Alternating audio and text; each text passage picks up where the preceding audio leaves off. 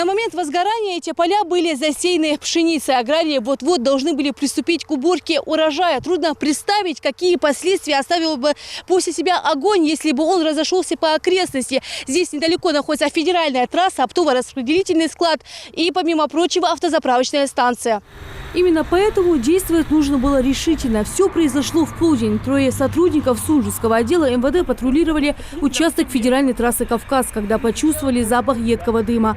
Заметив который, сразу поспешили к месту возгорания. Там и выяснилось, горит сухостой. До прибытия пожарной службы полицейские попытались подручными средствами потушить пожар, чтобы не допустить распространения огня на домовладение.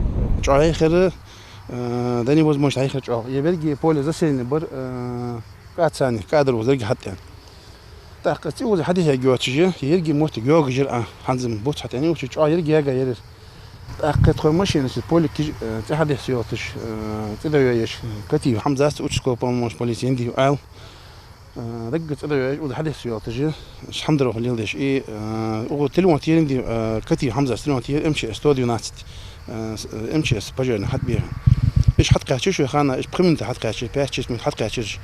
Салаудин Албагачиев, ветеран МВД, в непростое для Ингушетии время получил 2 ранения в результате нападения бандитов. Его товарищи, которые оказались вместе с ним в нужное время, все с заслугами. Это сейчас на руках Али Яндиева почти не осталось следов от ожогов. Участковый уполномоченный во время пожара действовал решительно.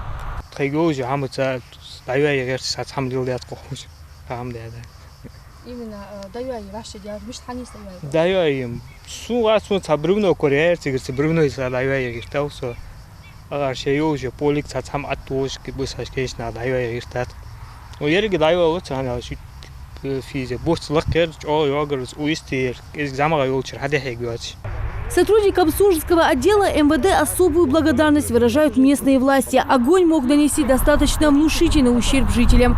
Они действовали грамотно. Можно сказать, как настоящий пожарный, хотя это не уходит в их должностные обязанности. 2-3 метра отделял данный очаг пожара от поля. Если бы это поле загорелось, было бы очень сложно его потушить. Первое, потому что сухая солома быстро распространяется, огонь, и ветреная погода способствует этому.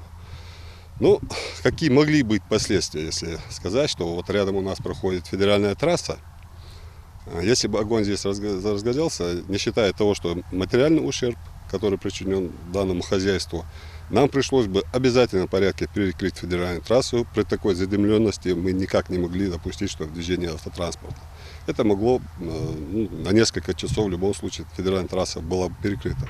С просьбой наградить сотрудников Сунжского отдела, которые, рискуя жизнью, локализовали пожар, обратились местные власти. Письма отправлены и в Москву. Конечно, наши герои уверены, каждый на их месте поступил бы так же геройски. Лидия Цычоева, Асхаб Белакиев, Новости 24.